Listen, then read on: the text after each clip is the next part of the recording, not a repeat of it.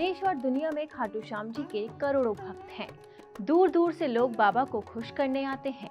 तो ऐसे में हम पंडित जी से जानते हैं कि बाबा को प्रसन्न करने के लिए भक्तों को क्या उपाय करने चाहिए। बाबा स्वतः ही बहुत आसानी से प्रसन्न हो जाते। उनके सामने प्रसाद चढ़ाए, हाथ जोड़े, फूल पुष्प इत्यादि चढ़ाए, वहाँ पर उनका शीर्ष रखा हुआ है खाटू श्याम में। और कई जगह में श्याम बाबा की मंदिर आज तो स्थापित हो गया, कलकत्ता वगैरह कई जगहों में हो गया। तो विभिन्न जगहों में श्याम बाबा की मंदिर आज उनकी मान्यता दिन दूनी रात चौगनी बढ़ती जा रही है। और कहा जाता है, बोलो खाटू नरेश जी की जय, श्याम बाबा की जय, लग दातार की जय। तो श्याम भगवान की पूजा के लिए विशेष कुछ भी नहीं है, मन से भक्ति करें। पुष्प इत्यादि, माला इत्यादि जो भी समर्पण करना चाहे, दान दक्षिणा वहाँ पे आप कर सकते हैं। उनके सामने साफ स्वच्छ मन से हाथ ही जोड़े, इतना करना ही आपके लिए पर्याप्त रहेगा। और हारे का सहारा बाबा श्याम हमारा, उनका आशीर्वाद मिलेगा तो आप कभी भी अपने इस जीवन में हारेंगे नहीं। इस जीवन में क्या, किसी भी जीवन में नहीं हारेंगे, किसी भी जन्म में। तो बोलिए श्याम बाबा की जय। खाटू श्याम जी के बारे में जरा सी मैं बात शेयर करना चाहूँगा आपसे। जब महाभारत के युद्ध में जब कृष्ण भगवान ने उनसे अपना शीश मांगा था खाटू श्याम जी के पास, मात्र खाटू श्याम जी कौन थे? सबसे पहले भीम जी के पुत्र घटोत्कच के पुत्र श्याम खाटू, जिनका नाम रखा गया था। तो उनके पास 3 बाण थे जो देवी से उनको प्राप्त हुए थे। तो हारे का सहारा खाटू श्याम हमारा, आपने कई जगह ये लिखा हुआ देखा होगा। सीकर में तो इनकी जय जयकार होती रहती है, अब तो दुनिया के हर कोने में है। तो जब ये जा रहे थे उस दौरान युद्ध की जब स्थिति थी, तब युद्ध में उनको बुलाए, उनको पता चला कि युद्ध होने वाला है, महाभारत का युद्ध चल रहा था। तो वो अपने नीले रंग के अश्व में सवार होके वायु की गति से भी तीव्र गति से निकले। खाटू श्याम वायु की गति से भी, सुनने वाली बात है, वायु की गति से भी तीव्र गति से अपने नीले अश्व पे निकले। जब रास्ते में उन्हें भगवान कृष्ण ने एक ब्राह्मण के रूप में उनको रोका। कृष्ण भगवान को पता चला कि जब श्याम बाबा वहाँ पे आ रहे हैं, तो उनको पता चल गया कि युद्ध का परिणाम अब क्या होगा। इसीलिए वो एकदम तत्काल वहाँ पहुँचे और उन्होंने खाटू श्याम बाबा को, जिनका नाम बर्बरीक था, उनको रोका और उनसे बात की। तो उनसे कहा कि दान के लिए भी बोला कि ब्राह्मण को दान दे। तो श्याम बाबा ने कहा, जिनका नाम तब बर्बरीक था, कि दान मांगने वाले को कभी निराश नहीं भेजते। तो उन्होंने उनसे स्वतः उनके शीश का दान मांगा। तो वो समझ गए कि ये कोई साधारण प्राणी नहीं है। श्याम बाबा जो कि बर्बरीक थे, वो समझ गए कि ये कोई साधारण प्राणी नहीं है।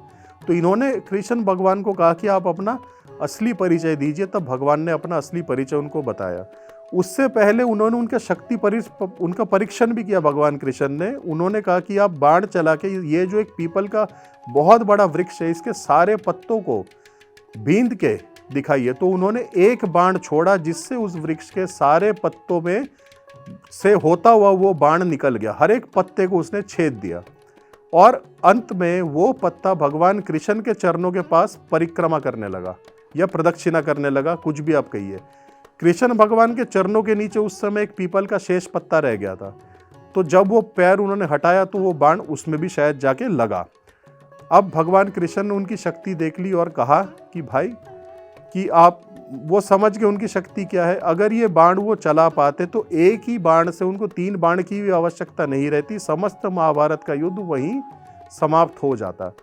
इसीलिए इस चीज़ के परिणाम स्वरूप उन्होंने पहले ही उनसे उनका शीर्ष मांगा, क्योंकि वो उस चीज़ के अंत को जानते थे। नहीं तो क्या होगा इसका नतीजा।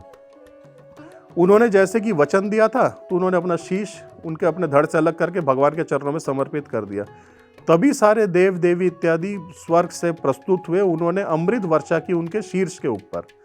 जिस अमृत वर्षा से उनका शीर्ष जो है, जब वो गिरा, वो अमृत उनके मुख पे गया, जिससे कि वो शीर्ष जीवित है। वो आज भी वो शीर्ष उनका जीवित माना जाता है। महाभारत के युद्ध के दौरान उसी शीर्ष को भगवान कृष्ण ने ऊपर एक जगह पहाड़ी पे रखा, जिससे कि वो पूरे युद्ध को देखते रहे। जिस जगह भी उनकी निगाहें जाती, उस जगह शत्रु का नाश द्रुत गति से होने लगता। तो इससे आप उनकी शक्ति को समझ ही सकते हो। और भगवान कृष्ण का उनको आशीर्वाद था कि जो तुम्हारी पूजा कलयुग में करेगा, उसका हाथ कभी नहीं खाली रहेगा। तो इसीलिए श्याम बाबा की इतनी पूजा है, इतनी, आप भी उनका नाम लीजिए। अथाह शक्ति और सारे मनोकामनाओं की सिद्धि आपकी वहीं से भगवान कृष्ण के आशीर्वाद से हो जाएगी।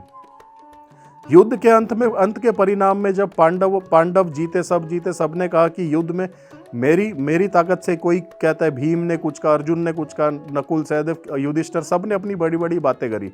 तो कृष्ण कहा कि मेरी वजह से हम युद्ध जीते, मेरी वजह से हम युद्ध जीते। तब कृष्ण भगवान उनको वहाँ पे ले गए, कहते कि आओ मैं तुम्हें युद्ध की असली कहानी सुना, तो युद्ध हम कैसे जीते। तब वो सब जो बाबा बारबरिक के पास, श्याम खाटू जिनका कृष्ण भगवान के आशीर्वाद से नाम पड़ा, उनके शीर्ष के पास गए। वहां जाने के बाद उन्होंने उनसे प्रश्न किया कि युद्ध कैसे जीता पांडवों ने। तब भगवान श्याम ने कहा कि युद्ध के दौरान तो सिर्फ एक सुदर्शन चक्र था जो ऊपर स्वतः घूमता हुआ दिख रहा था, जिसमें सारे शत्रु स्वतः ही नष्ट होते चले जा रहे थे। तो महाभारत का युद्ध हम किस प्रकार जीते हम सभी जानते हैं। कृष्ण भगवान का आशीर्वाद था तो जीत गए। तो इसीलिए श्याम बाबा की पूजा करें। अथाह शक्ति, अथाह चमत्कार के वो लखदाता भी बोला गया है। और लक्खी मेला का आयोजन आज से शुरू हो रहा है। श्याम बाबा का नाम ले, उनकी पूजा करें, आराधना करें, आपको सारी आपकी मनोकामनाएं पूर्ण हो। मेरी भगवान से यही मनोकामना है। भगवान कृष्ण का भी आशीर्वाद मिले तो सभी का आशीर्वाद स्वतः ही हमें मिल जाएगा। जय श्री कृष्ण।